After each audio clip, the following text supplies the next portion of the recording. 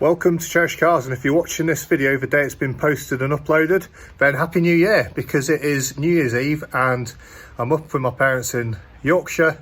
It's pretty miserable because we're in Yorkshire at December, and guess what, my dad's bumped his affair again, so I'm just going to do a very quick bumper repair, very similar to an old video that I put up last summer. So I'm not going to do every single step, but I just thought I'd film a bit of footage while I'm doing it, and then, you know, if you want to see the steps in more detail, then I'll post a link down in the description to the other video. And yeah, I've got some exciting news for 2024 and the next year for the channel. A couple of new cars coming pretty soon, so if you want to find out about that, then stay tuned to the end of the video. Let's get into it. So we've just got a bit of low level grazing at the bottom of the corner of the bumper.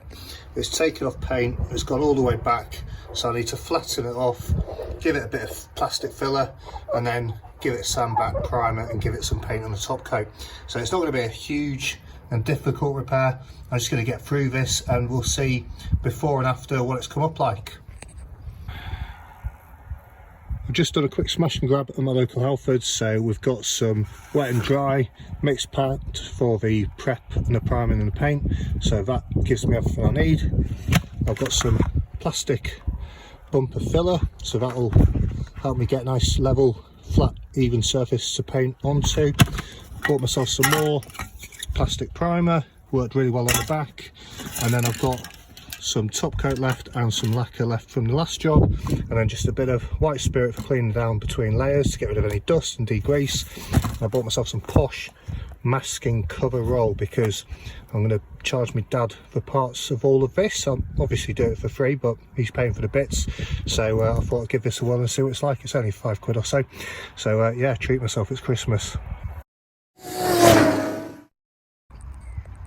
So it's pretty appropriate I'm dressed like a scene out of CSI Miami, because there's been a crime. I'm going to show you this. It ain't good, it ain't pretty. I have tiger striped. Let's have a look at it. So you can see the damage is gone, so that's all good. It's nice and smooth.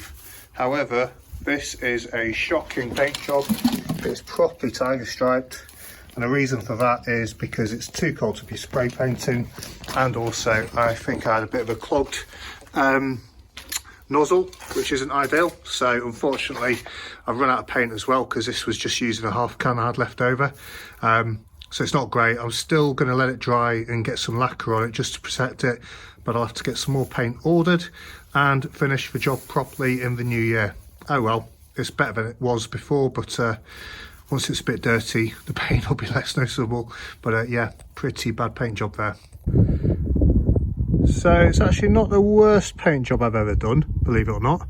That said, the wind caught some of my masking and it got into the top coat of lacquer. When I went to peel it away, it's taken some of the base coat off as well. So regardless of the fact that the tiger stripe's not as bad as it first was, I'm still going to need to repaint this anyway, but it's certainly presentable for now, and that actual scuff is really visibly reduced, so it's much easier and more presentable to live with this, particularly when it gets dirty, because my old man does not like to clean his cars. Let's have a look at the other side.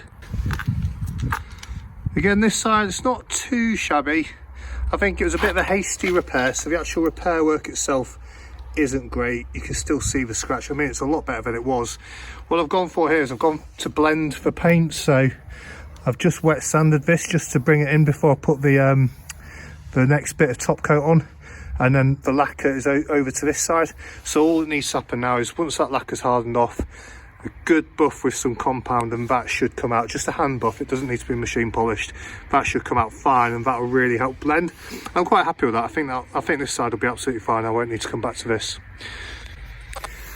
So getting in from the wind slightly, I said at the start of the video, I had a bit of news, exciting news for the channel, and the answer to the question of what is that news is I've got a new car coming. Now I'm not going to reveal what it is yet, but it's older than I am, and it's not been on the road for a very long time, so we're going to see a lot more kind of mechanical bodywork, fabrication.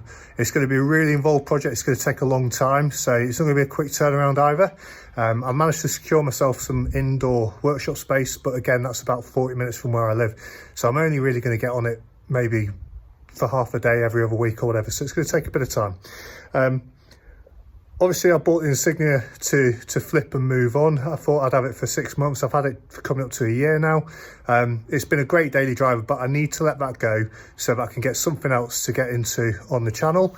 And my aspiration from that perspective is I'd really like to go to the Festival of the Unexceptional, which I've seen loads of kind of social media interest around. There's quite a kind of fun community around the whole weird car Twitter kind of piece. And you know, cars of my era, cars that I grew up seeing that just aren't particularly fashionable or super desirable, but are a bit fun, a bit interesting, a bit curious. So I'm going to try and pick myself up something that will suit that ilk.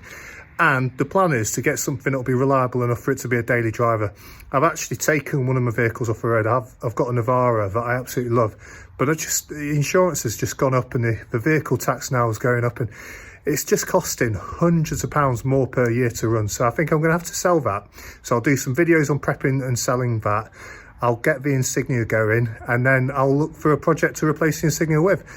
So yes, it's going to be a busy start to the new year, but if you're out there watching this and you've got a cheap car, or you know of a cheap car that needs a bit of TLC and a bit of love, that would fit that criteria of being a little bit quirky and a bit interesting for the Festival of the Unexceptional, I think it needs to be at least 20 years old. So kind of, you know, that weird space between winter beta and future classic. It's an interesting space to be in. Might be held together with duct tape and rust, but we'll see. And also, you know, if you happen to be in the market for either a really nice Insignia that I absolutely love but I need to move on, or a Navara that I dote on, it's mechanically mint. The last MOT it sailed through completely clear, no advisories. Mechanically it's absolutely awesome. Needs a bit of tidying up on the bodywork, but you'll see that on future videos. So yeah, I'll be sad to let both of them go, but it's not about having an emotional commitment. It's about having fun, interesting content for the channel, and also having cars that fit with having two young boys. We go to football, we need to be able to chuck muddy boots and stuff in the back, and you know, all the rest of it. So it's just got to work for everyone, really. So yeah, so happy new year. Hope 2024 is fantastic for you wherever you are and whatever you're doing. And by all means, you know, engage in the post. Be great to kind of start to build a bit of traction again with the YouTube channel, because I've been really negligent for the last kind of 6 or 7 months. See you in the new year. Bye bye.